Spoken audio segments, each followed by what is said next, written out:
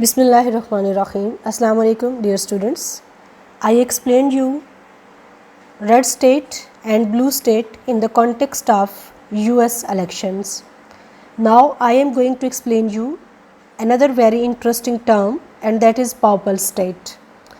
Purple state actually is a swing state. Why it is a swing state?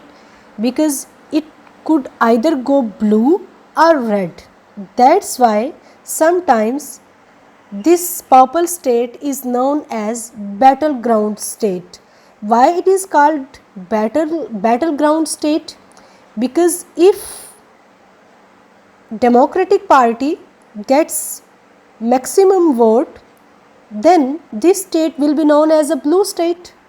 But if majority of the votes would be cast in support of Republicans, in support of conservatives, then this state is going to be known as red state. So that's why it is known as a swing state, or it is known as a purple state. But keep remember that on the map this state is not shown as purple, rather this state is shown as grey. The other states are shown as blue or red.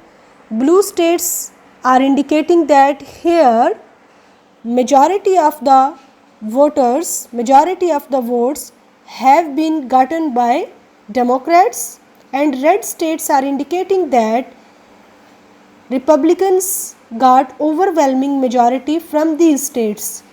But grey states or the purple states are those states where at one point of time Republicans can get majority, and at another point of time Democrats can get majority. That's why it is called swing state or a battleground state.